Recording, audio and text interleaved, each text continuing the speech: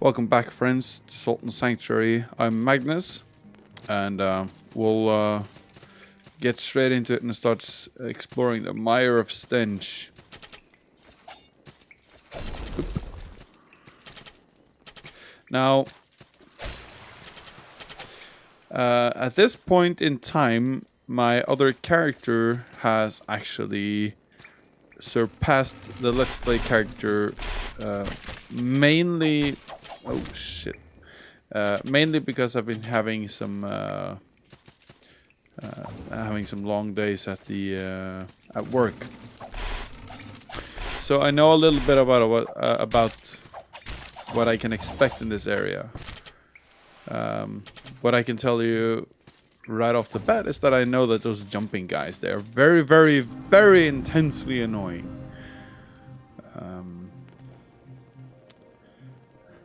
Okay, yeah. Also, about the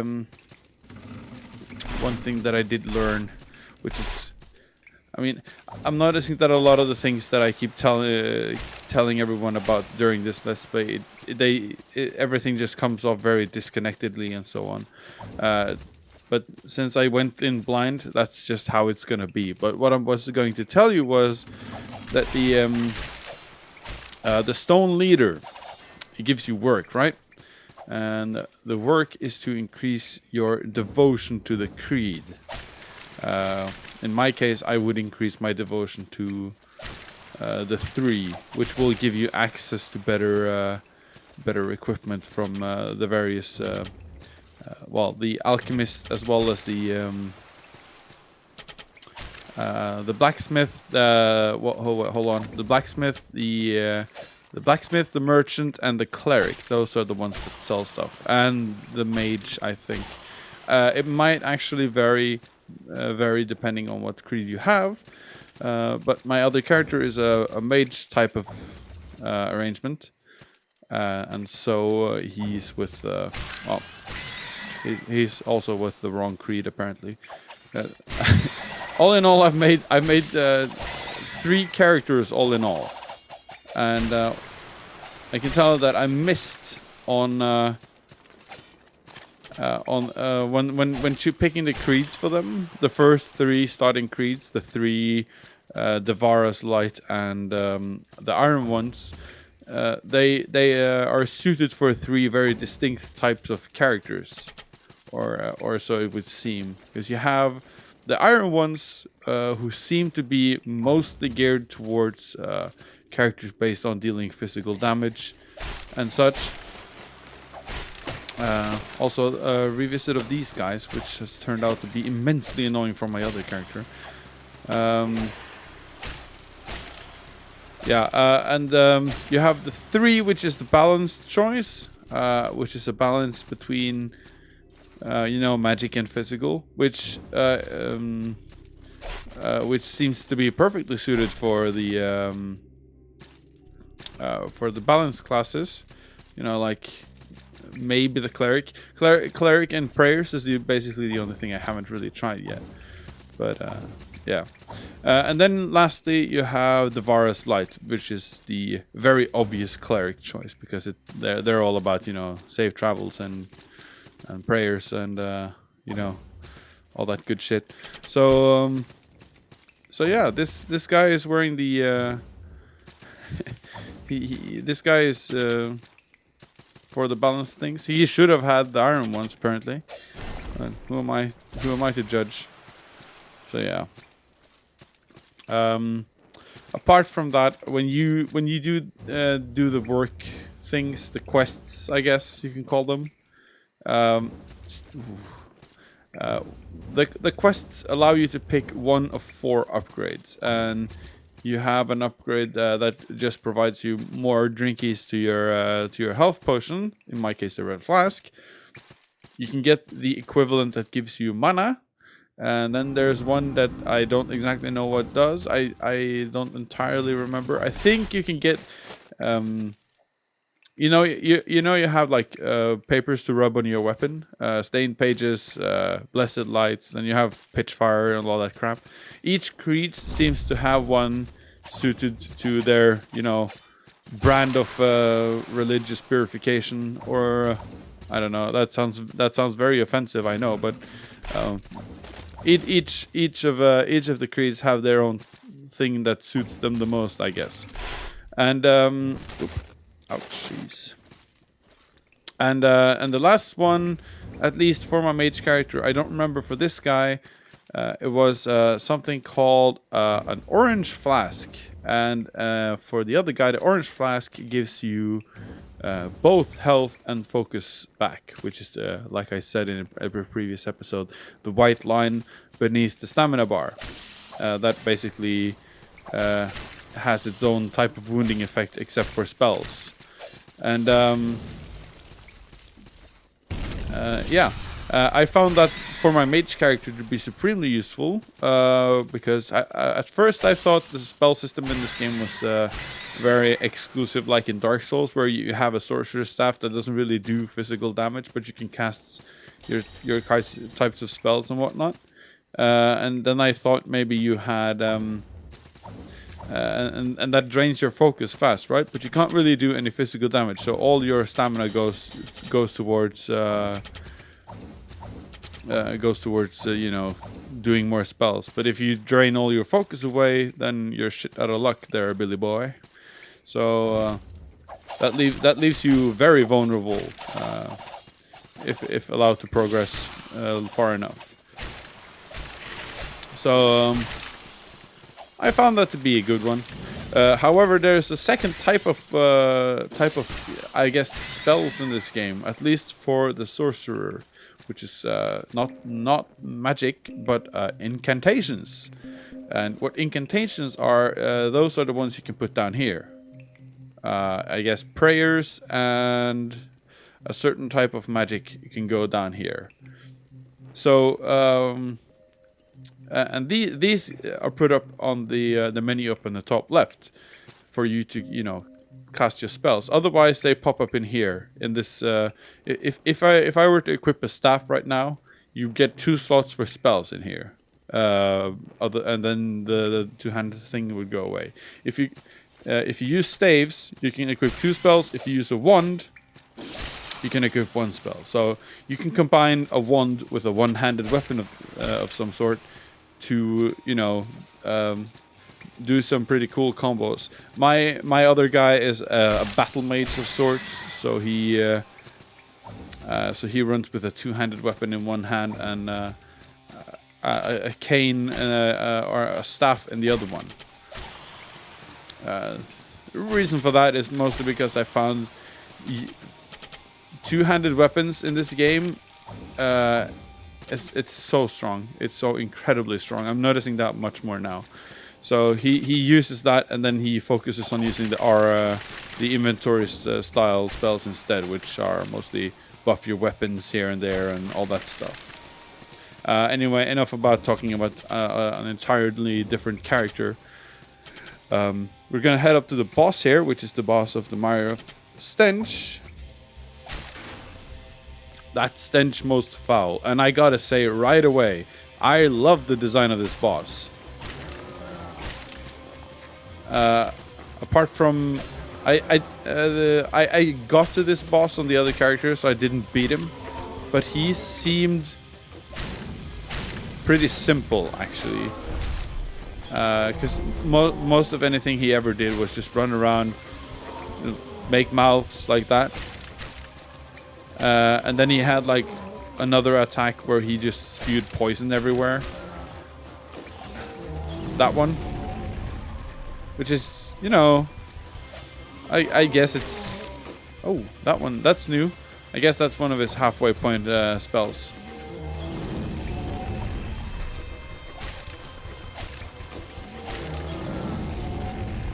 Also kind of like that he makes fart noises wherever he goes. But yeah, fairly easy boss. And at this point, I think all bosses at this point, for a little while at least, are going to be relatively easy. Mostly because I did the optional content first. Over in the Dome of the Forgotten and that way abouts. With the third lamb and everything. I think I gained maybe a slight...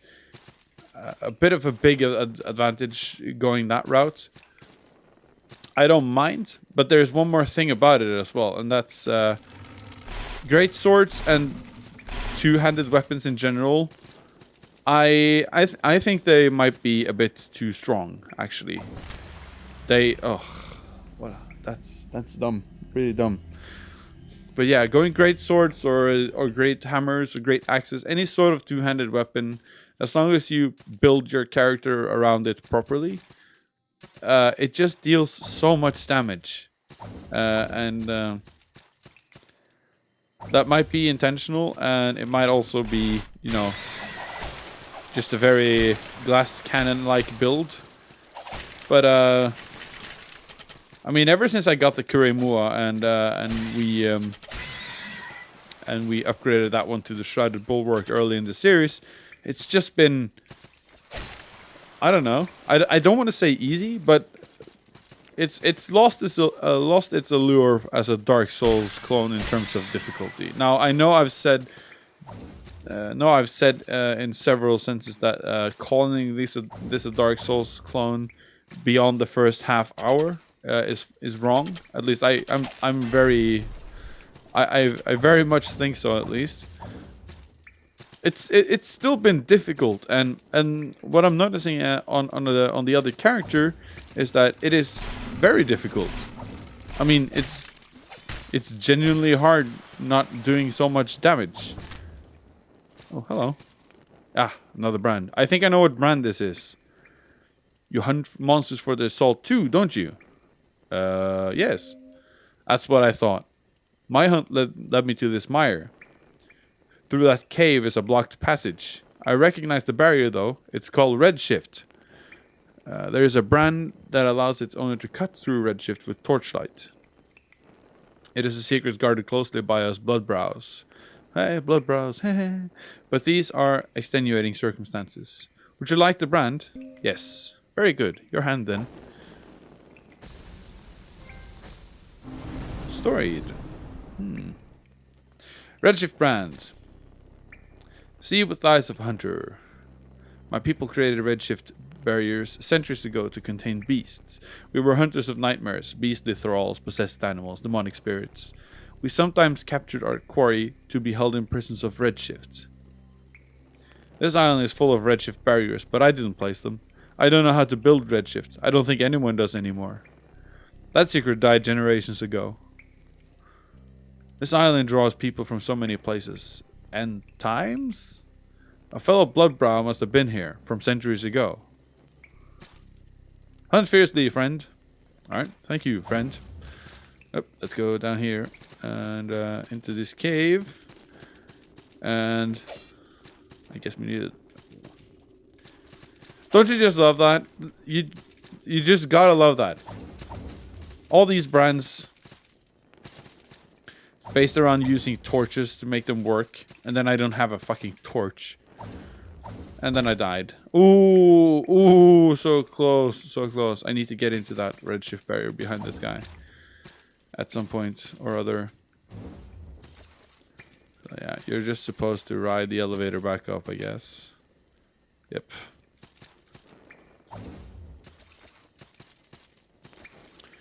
Oh yeah. Alright, it's Sunday today, and I'm supposed to head off to work in about an hour or so. So, but I needed to get an episode out. Actually by today, but I'm not sure I'm gonna be able to make it to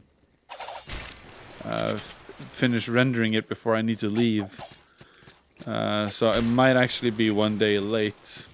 I guess whoever watches this when it's out will know for sure. Ooh. So we're gonna summon a merchant to the store, to the sanctuary here. And he'll have the pleasure of selling us some... Oh wait, this isn't where I want to go. I need to go down!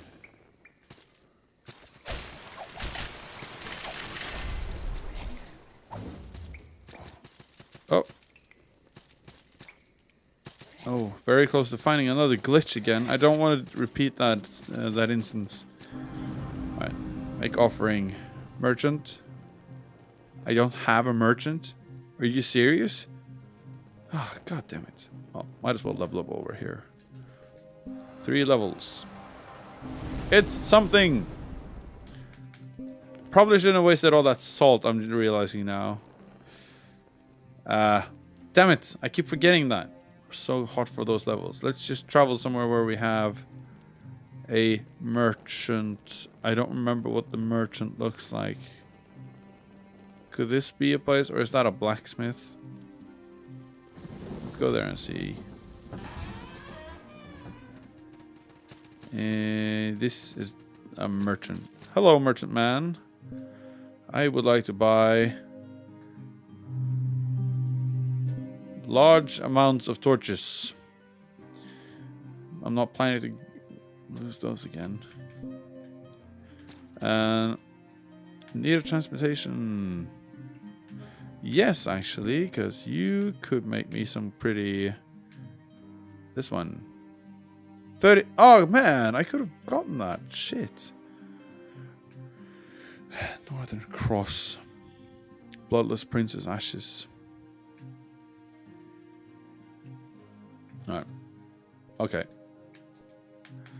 Alright. Keep your wits about you. I will. Ah, why? Why was I so stressed out? Damn it. Oh, let's go to the Mire of Stench. Again. 17 minutes on the timer. About-ish. Come on. Mire of Stench. There you are. Thank you for opening the door. Okay, so let's travel through that redshift door over by the boss exit, and when we get to our next sanctuary, we'll save and go straight into the next episode of the series. Haven't received much feedback in terms of what people want to watch me play. That's not really that weird, considering there's not that many people watching as of yet.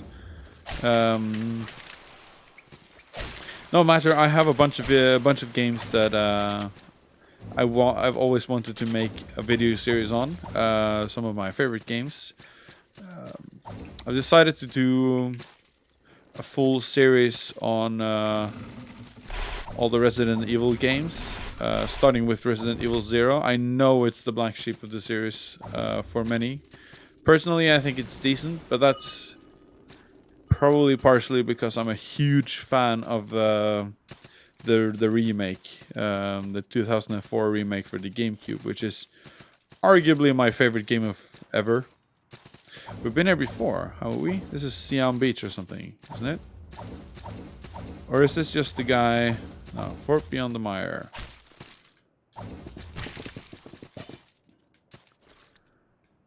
We can do the Fort Beyond the Mire. Especially since it's so easy to kill this guy. Not much we can do when he's shielding, though. He shows me that shielding is actually effective. I remember deciding not to go with shields because it was a platformer. Or a 2D thing.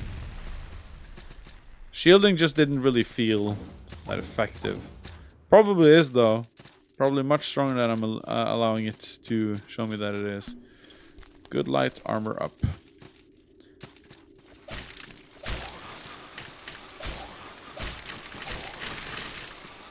Rotten raiders here. Okay.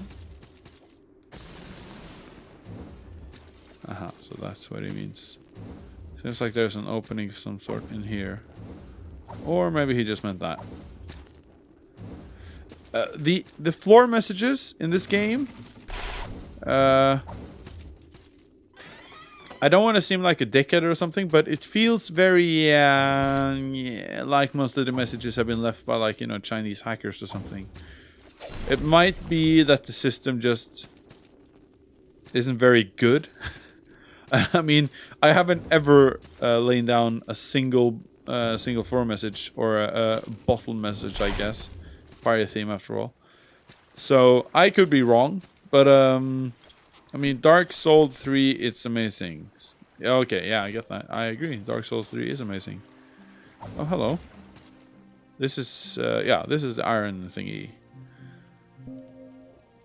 Keep your wits about you. So we have skill. We have 4. We're not gonna do much here. What we are gonna do though, we're gonna take out our little magic crystal dildo here. Crystal sphere, and we'll do this. Boom. What's this place called? Let's get a guide here. Can we get a leader? No leader. Hey, what's this place called?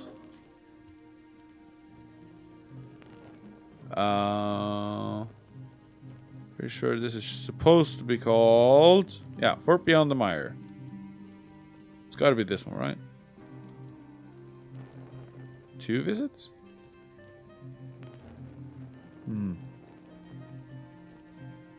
This is Fort Beyond the Mire.